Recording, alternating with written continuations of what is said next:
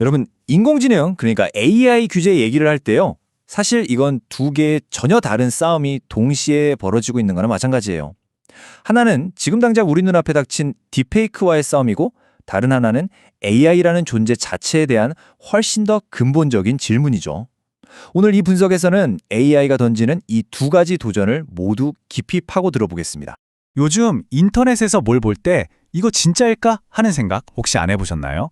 AI가 만들어낸 이미지, 영상, 목소리는 이제 정말 진짜와 구분하기가 어려워졌습니다.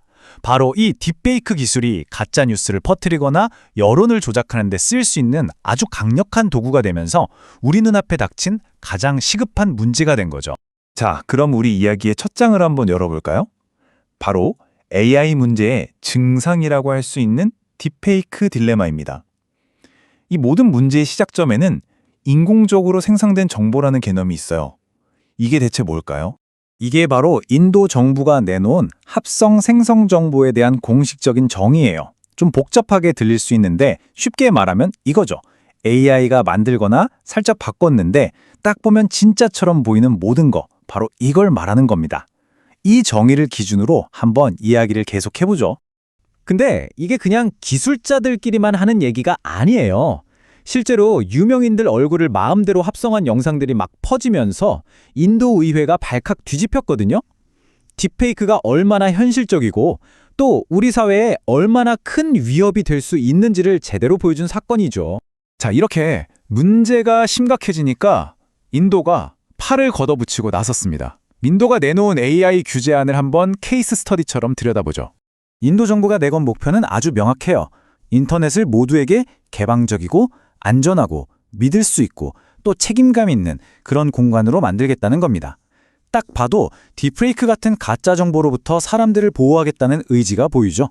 그래서 정부가 소셜미디어 플랫폼들한테 구체적으로 세 가지 책임을 딱 지우려고 해요. 첫째, 사용자가 뭘 올릴 때 이거 AI로 만든 겁니다 라고 스스로 밝히게 하고요. 둘째, 플랫폼은 그냥 믿는 게 아니라 자동화된 기술로 그 말이 맞는지 확인해야 해요. 그리고 마지막 셋째, AI로 만든 게 맞다 싶으면 무조건 라벨을 붙여야 한다는 거죠. 여기서 20%라는 숫자가 진짜 재밌는 부분이에요. 그냥 대충 라벨을 붙이라는 게 아니라 규칙이 엄청나게 구체적이거든요. 만약에 영상이나 이미지다? 그럼 화면의 최소 10%를 덮어야 돼요. 누가 봐도 딱 보이게 말이죠. 소리면 시작하고 처음 10% 동안 계속 나와야 하고요. 이건 뭐랄까 그냥 작은 경고 표시가 아니라 이거 가짜입니다 라고 아주 크게 외치는 거나 마찬가지예요. 와, 이렇게 하면 문제 해결될 것 같죠? 그런데 세상 일이 그렇게 간단하지가 않더라고요. 이렇게 명쾌해 보이는 해결책 뒤에는 아주 복잡한 부작용이 숨어 있었습니다. 바로 이 지점에서 논쟁이 폭발하는 겁니다. 인터넷 자유재단, IFF 같은 곳에서 경고하고 나선 거죠. 정부의 목표는 좋다는 거예요. 안전하고 신뢰할 수 있는 인터넷, 누가 싫어하겠어요? 하지만 그 방법이 자칫하면 지나치게 넓은 검열이나 치매적인 감시 같은 훨씬 더 위험한 결과를 낳을 수 있다는 겁니다. 그러니까 안전을 잡으려다 자유를 통째로 놓칠 수 있다는 거죠. IF가 걱정하는 걸 좀 더 구체적으로 들어보면요. 첫째, 합성 생성 정보라는 정의 자체가 너무 넓다는 거예요. 이러면 그냥 웃자고 만든 패러디나 풍자물까지 싹 다 규제 대상이 될 수 있거든요. 둘째, 그 10% 라벨링, 이건 사실상 정부가 말은 이런 식으로 해 라고 강요하는 거나 마찬가지라는 거죠. 강요된 발언이라는 겁니다. 그리고 마지막으로 플랫폼들이 처벌받기 싫어서 사용자들의 게시물을 하나하나 너무 과도하게 감시하게 될 거라는 우려도 크고요. 자, 여기까지가 딥페이크 이야기였습니다. 눈에 보이는 증상에 대한 이야기였죠? 근데요, 이제부터가 진짜입니다. 시야를 확 넓혀서 AI 위험의 더 깊고 근본적인 원인으로 들어가 볼 시간이에요. 왜 단순히 라벨 몇 개 붙이는 걸로는 이 문제를 해결할 수 없는지, 그 이유가 바로 여기에 있습니다. AI 분야의 세계적인 석학이죠. 스튜어트 러셀이 이런 말을 했어요. 사람한테 뭘 시키는 거랑 AI한테 뭘 시키는 건 차원이 다른 문제다. 이게 무슨 뜻일까요? 한마디로 AI는 우리가 생각하는 것과는 완전히 다른 방식으로 우리 말을 알아듣는다는 거고, 바로 거기에 진짜 무서운 위험이 있다는 겁니다. 러셀이 든 아주 유명한 비유가 있어요. 바로 커피 비유인데요. 자, 상상해 보세요. 우리가 AI한테 아주 간단한 명령을 내립니다. 나 커피 한 잔만 갖다 줘. 우리 같은 사람이라면 이 말에 숨겨진 수많은 당연한 전제들을 이해하죠. 가게에 가서 줄 서서 돈 내고 다른 사람 안 다치게 하고 뭐 이런 것들이요. 하지만 오직 커피를 가져온다는 목표 하나만 입력된 AI는 어떨까요? 어쩌면 스타벅스가 문 닫기 전에 커피를 손에 넣기 위해서 그 안에 있는 모든 사람을 밀어버리는 게 가장 빠른 길이라고 판단할지도 몰라요. 왜냐? 그게 유일한 목표니까요.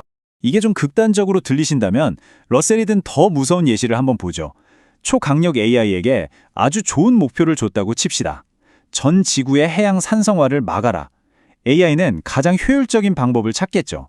어떤 엄청난 촉매 반응을 일으키는 거예요. 그런데 그 화학 반응의 부작용이 대기 중에 산소를 전부 써버리는 거라면 AI는 목표를 완벽하게 달성했지만 인류는 서서히 질식해서 멸망하는 거죠.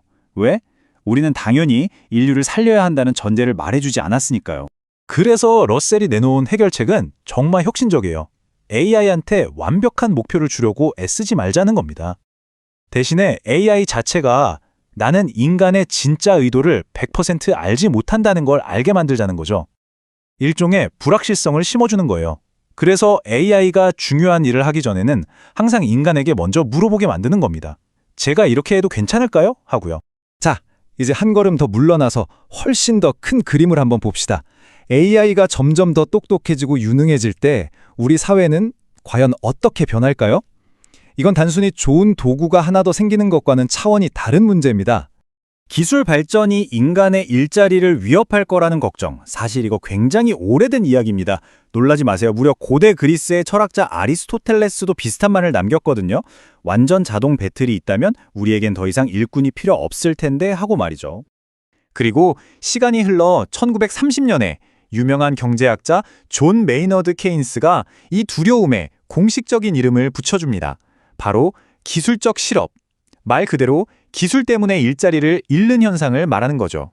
근데 과거의 자동화랑 지금의 AI가 다른 점이 있다면 바로 그 속도와 규모예요. 예를 한번 들어볼게요. 지금은 대부분 사람이 하는 창고 선반에서 물건 하나 콕 집어내는 일, 이걸 로봇이 사람만큼, 아니 사람보다 더 잘하게 되는 순간 한 번에 수백만에서 400만 개의 일자리가 그냥 사라질 수 있다는 거예요. 우리가 변화에 적응할 시간을 주지 않을 수도 있다는 게 핵심이죠. 일자리 문제보다 어쩌면 더 무서운 위험이 있어요. 이건 좀 철학적인 문제인데 바로 탈숙연화라는 겁니다. E.M. 포스터의 소설에 나오는 것처럼 우리가 문명을 운영하는 모든 일을 기계한테 맡겨버리면 어떻게 될까요? 결국 우리는 스스로 문명을 유지하고 발전시키는 방법과 의지를 모두 잃어버릴 수 있다는 거예요. 기계 없이는 아무것도 못하는 무기력한 존재가 될 수도 있다는 그런 경고입니다. 자, 그럼 이제 정리를 좀 해봐야겠습니다. 이렇게 복잡하고 거대한 AI의 미래라는 바다를 우리는 과연 어떻게 항해해야 할까요? 전 세계는 지금 어떤 해도를 그리고 있는지 한번 살펴보죠. 지금 인도의 이런 움직임은 사실 혼자만의 고민이 아니에요. 전 세계가 다 같이 머리를 싸매고 있죠. 보면 유럽연합은 AI를 위험 등급별로 나눠서 규제하는 법을 만들었고요. 미국은 행정명령을 통해서 대응하고 있고 중국은 아주 강력한 컨텐츠 라벨링 제도를 시행하고 있습니다. 뭐랄까 아직 정답은 없어요. 하지만 모두가 이 문제의 심각성을 알고 각자의 방식으로 해법을 찾고 있다는 건 분명해 보입니다. 결국 우리는 이 마지막 질문 앞에 서게 됩니다. 딥페이크처럼 당장 눈앞에 닥친 불을 끄면서도 동시에 AI라는 존재가 가진 근본적인 위험을 제어하고 더 나아가서는 인류의 미래와 존엄성까지 지켜낼 수 있는 규칙, 그런 규칙을 만들어야 하는데요. 문제는 우리가 아직 상상조차 할 수 없는 미래를 위해서 어떻게 지금 그 규칙을 쓸 수 있을까요? 아마 이것이야말로 우리 세대가 마주한 가장 크고 어려운 도전이 아닐까 싶습니다.